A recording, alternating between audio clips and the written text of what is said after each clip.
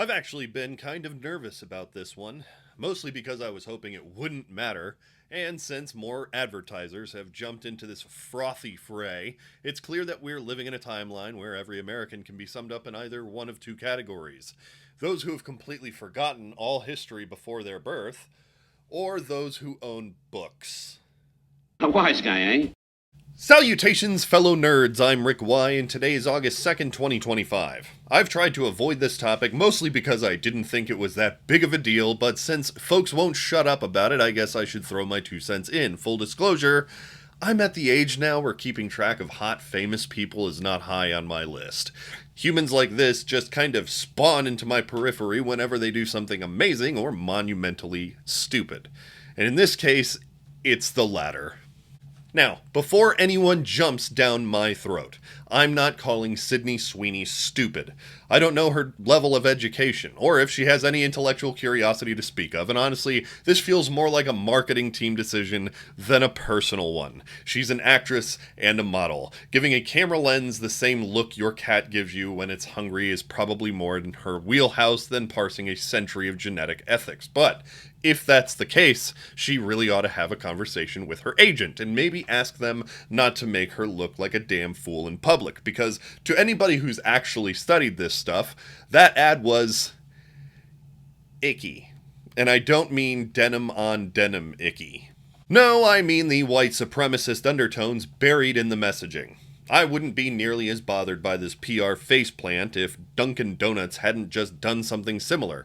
So I figured it was worth breaking this down in a way that leaves no wiggle room.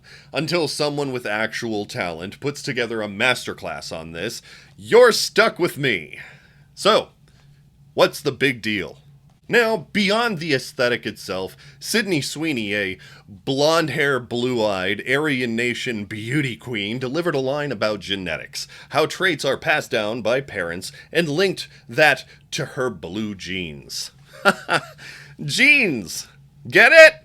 Now, if they'd wanted to actually make that funny, they could have had somebody stupid say, hair color's a lot like diarrhea. It runs in the genes. But instead, they chose to lean into something more uncomfortable and gross. They didn't outright say her genes were superior, but they sure didn't go out of their way to pick someone average to deliver a deeply coded message.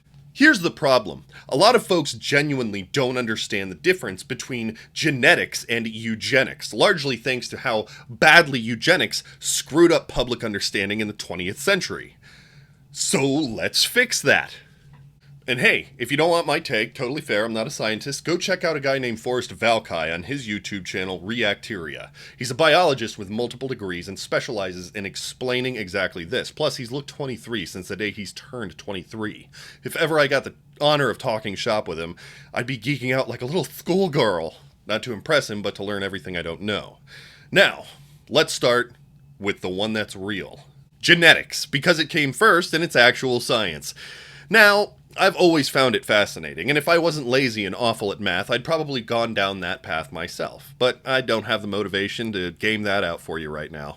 Genetics is the branch of biology that studies how traits are passed from parents to offspring through units called genes. Genes are made up of DNA and act like instruction manuals for building and running living things. They determine things like eye color, blood type, and whether your knees sound like bubble wrap when you stand up. Scientists use genetics to understand how these traits work, how they vary, and how changes in genes can affect health. Contrary to popular nonsense, it's not a code, and it wasn't designed. It's biology, not software. It started with Gregor Mendel, a 19th century monk who bred pea plants and noticed that traits are inherited in predictable patterns. He didn't know about DNA, he just saw something being passed down. Fast forward a few decades, and scientists discover DNA and realize what carries the hereditary instructions. Genes are just segments of DNA telling cells what to do. Then came the Human Genome Project. Completed in 2003, it mapped all 20 to 25,000 human genes and revolutionized medicine, biology, and how we understand ourselves. Eugenics, on the other hand, is a racist, ableist, pseudoscientific dumpster fire.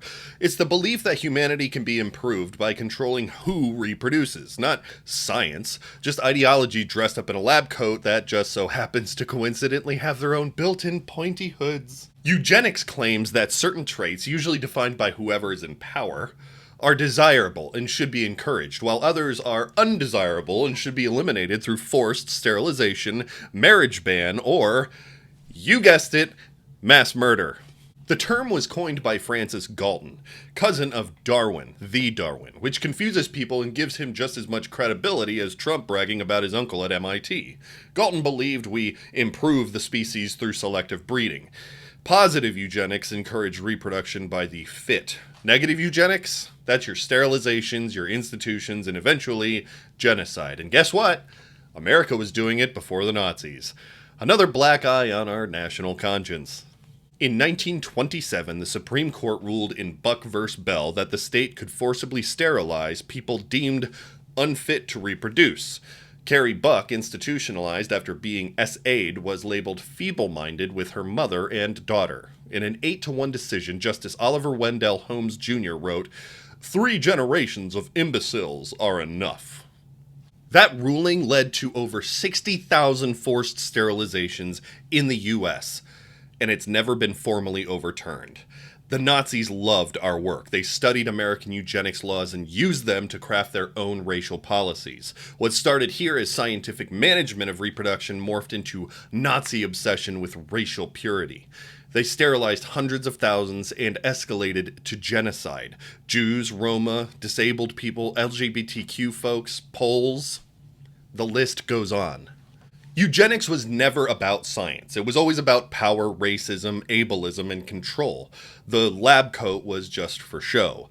So it's no wonder people get nervous when they hear genetics in the same breath as a beauty standards or superiority. Entire groups have been targeted and dehumanized, and it's on us to empathize with that fear, not dismiss it. And if you've replaced science with religion as your ethical compass, congratulations, you've jumped from the frying pan into a holy bonfire. You don't get to call out atrocities in one system while excusing them in the other. Now, let's tackle the common misconception. Genetic counseling is not eugenics. One is about choice, the other is about coercion. Counseling helps people understand their genetics so that they can make informed decisions about health and their reproduction. Eugenics took that same information and used it to say, you're not allowed to have kids. Choosing not to pass on a gene for a devastating disease? Reasonable. Forcing someone to get sterilized because they're poor or disabled? Genocide. The rise of tools like CRISPR and embryo screening has muddied the waters. People worry about designer babies and not without reason. But ending a gene for, say, Tay-Sachs is not the same as building a race of IQ-optimized crypto bros. And if you're genuinely trying to look out for any red flags, watch out for dog whistles. Genetic superiority, IQ superiority, dysgenic trends. These are the old same eugenic talking points with a Silicon Valley sheen. Because here's the truth. Eugenics didn't disappear. It just got quieter and sneakier. It's hiding in tech, policy, and even advertising. It's why disability rights, reproductive justice, and anti-racist science matter so damn much. And that brings us back to Sydney Sweeney. The ad didn't say, I'm genetically superior, but it sure implied something. She was chosen to represent a certain aesthetic, an old school, blue-eyed, blonde ideal of beauty, and then asked to speak about genetics in a punny way. That's not genetics, that is a dog whistle to genetic purity, whether intentional or not. Academics and cultural critics flagged the ad as tone deaf, and yeah, I agree, some folks saw it as just a dumb pun, but others saw it as a nod to a deeply problematic legacy. Meanwhile, American Eagle's stock soared like an actual eagle on HGH. I guess that old adage is true, no such thing as bad publicity. You don't have to care about this, but you should know what's behind it. Because every time we dismiss these patterns as just a joke, someone else sees it as permission. If you learned something, or if it helps someone you know, go ahead and like or share. Subscribing does more than boost my numbers.